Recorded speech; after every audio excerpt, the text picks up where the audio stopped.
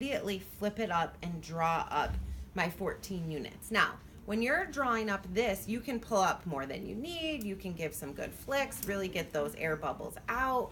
Um, Even pretty small air bubbles can displace a fair amount of this insulin. Even 15 or 14 units, you can see, is really not that much in that syringe. So if you had a huge air bubble in there, you could actually lose a couple of units of insulin.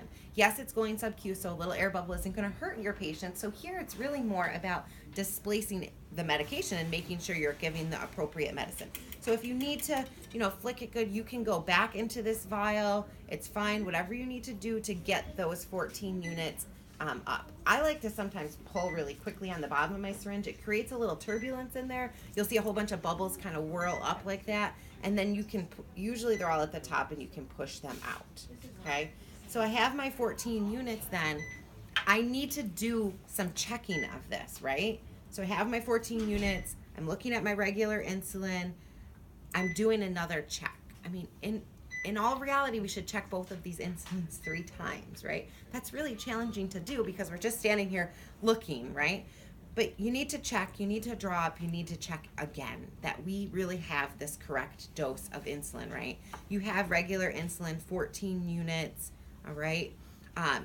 You'll see in some places, like I said, we kind of check both 3 times. Okay, I have regular insulin, 14 units. I really know that that's what I have in this syringe, okay?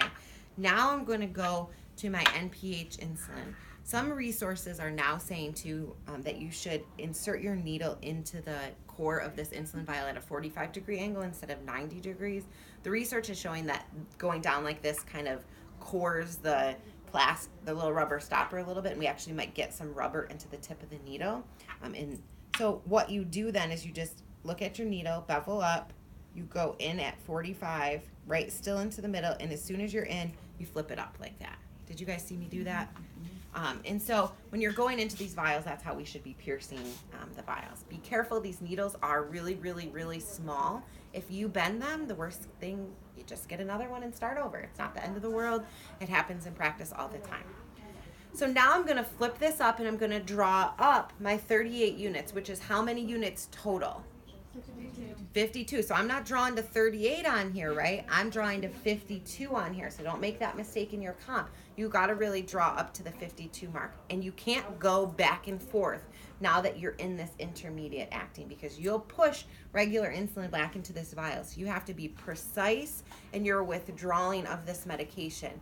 You pull down exactly to that 52 mark. So make sure that you really know where that 52 mark is. So I'm at 50, 51, 52. Okay, so how slowly I went there at the end to make sure that I had the correct dosage of insulin.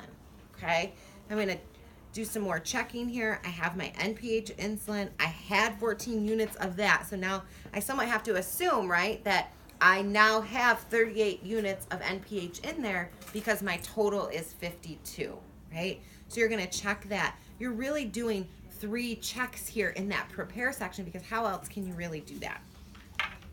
I'm going to recap again. Scoop. These also sit nice like that. I think this is a nice method for recapping. Just make sure that this safety is headed into the right area. Again, this is a big place you could bend that needle at. Okay? So I have this. I need then to label my syringe here to make sure that I have the appropriate dosage. Who's got a pen for me? Thank you. Patient's name. I'll actually put on here 14 units regular, 38 units NPH. Okay, prepared date, time, expires date, time, all that good stuff goes on this syringe here. Okay. I need to keep both of these with me because I need to scan both of those vials. All right. So I have my syringe. I'm putting my label down here so I can clearly see my units are appropriate. And now, per really policy, I've really kind of just done my 2 outside checks because I need to still go in and scan my patient and do another check once I've scanned my patient. So you can see how those 3 checks get a little convoluted with these medications.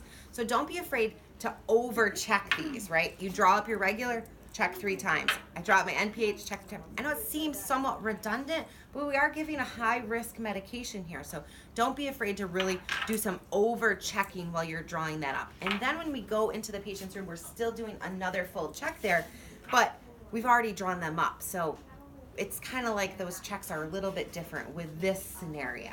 Okay? Does that make sense? Good. So then I would go into my patient's room, and again, I have another nurse present during this time who's seen what I've drawn up. She doesn't necessarily need to maybe go into the patient's room with me to see me administer it, but she needed to see me draw it up and check it 3 times to make sure that it's the appropriate dose. They then sign off on the MAR that they've checked it. That window usually pops up after you scan your meds, it pops up. So a lot of times you'll see the nurses scanning the meds out in the hallway for this one. Like they've gone in, they verified their patient, scanned their patient, they come back to the door, scan their med, the other nurse kind of comes up, does their check, they walk back in the room to administer this to their patient. Okay, so when we go then into the patient's room, we're gonna scan their bracelet, we're gonna talk to them, see how they're feeling. You might do some education there about signs or symptoms of hypoglycemia, see where their lunch tray is, make sure you understand what their blood glucose level is. It doesn't say anything on here about having to give a certain dose based on the blood glucose number, but you still need to know what their blood glucose level is because you're about to give a short-acting insulin, and so that this right here truly is a nutritional dose, right? It's based for lunch and dinner, or breakfast and dinner here on this MAR, okay? So you need to understand what that blood glucose level is. So I scan my patient, I click in the boxes here, I scan my medication, I click in the next box, I scan my next medication, and I really want you guys to stop here and make sure, okay, I have my regular insulin, yep, I scanned it on my MAR. Remember, I'm checking to this MAR down here, but in comp, really, our MAR's here on this. I have my regular insulin. I drew up 14 units. I know that because I checked it 3 times before I added the NPH. But I'm just doing another check that I really have the right insulin here. Now I have my NPH. Okay, I have a total of 52 units, which mean I gave 38 units of that. I'm good to go. Okay, and I'm going to administer it. So how are we going to administer sub-Q? Find that site that we talked about. Gloves on, right? So lots of hand hygiene before we go to give this when we go into the patient's room. Gloves on. Find a little spot. I like to find that little spot. Alcohol. I like to leave my alcohol then right there on the patient. It helps me to remember where I alcoholed because you're going to probably turn around then and pick up your syringe.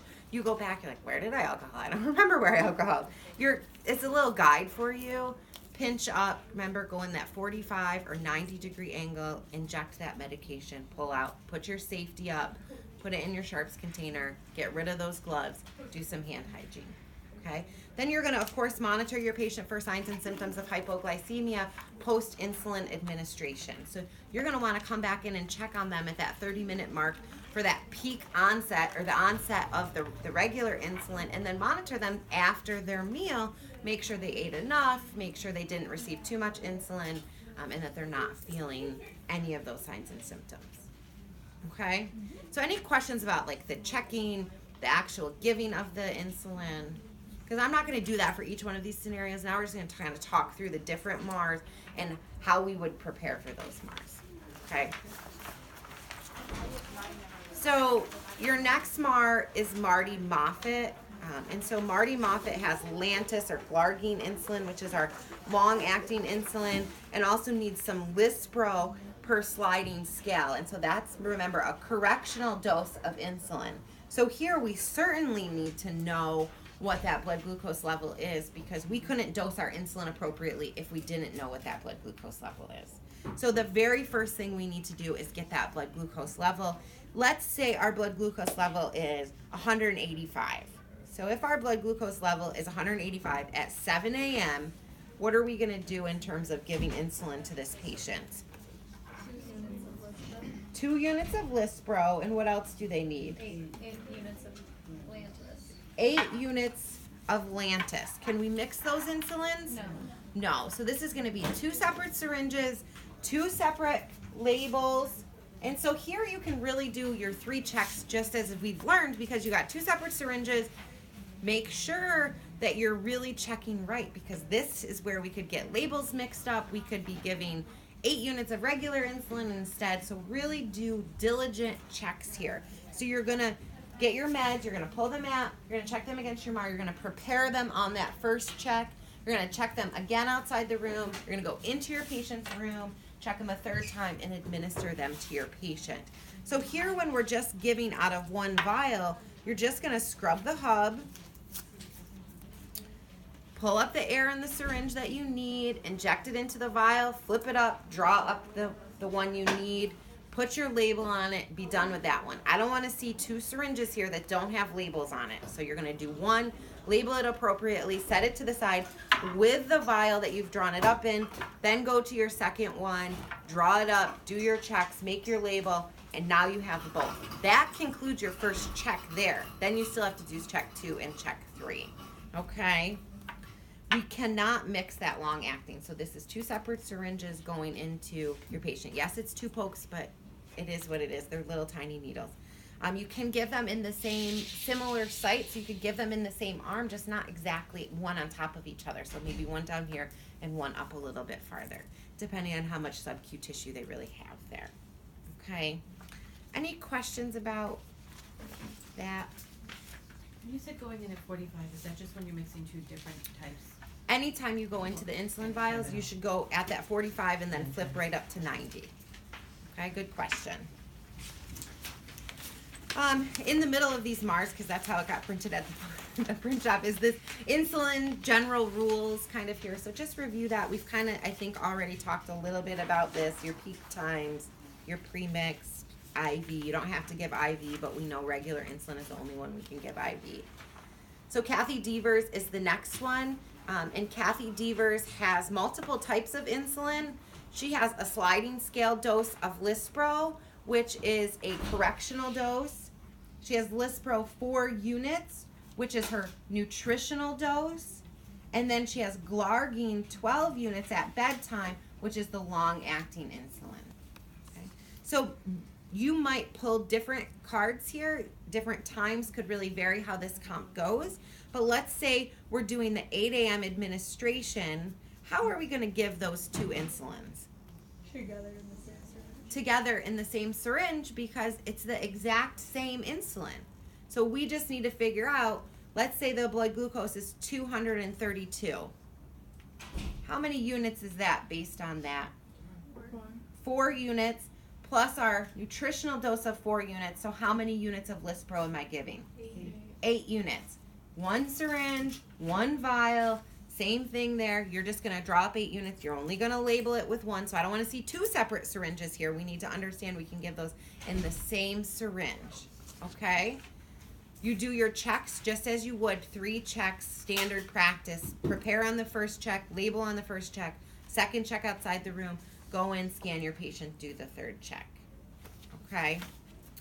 Our last one then is Mary Gober, and Mary Gober only has 1 rapid acting correctional dose to give. So there's only 1 insulin on her MAR. Maybe fingers crossed we all pull this one. I'm sure that's what you're all thinking right now, like, oh, I want Mary Gober.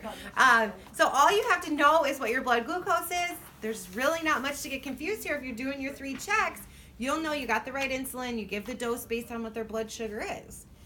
So this scale, while it's unique because we've never given insulin before, we've done a lot of pieces of this scale. All of the medication checking, the syringes, drawing up medications, giving sub-Qs and IMs.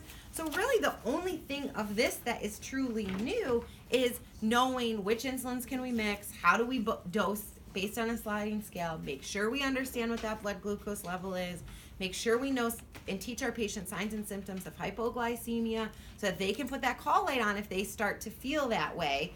You know, you don't want to come in and just find that patient comatose because they didn't tell you they started to feel, you know, confused or, you know, that they were feeling shaky and sweaty. We want them to recognize those signs and symptoms and tell us about it. Also understanding our peaks, our onsets, and our durations of those insulins, which I know you guys already did. I'm going to get ready to grade that test here today too. So, We'll see how we did with that. Any questions about this comp? So I'll get this video posted. So come in, use it to practice, use your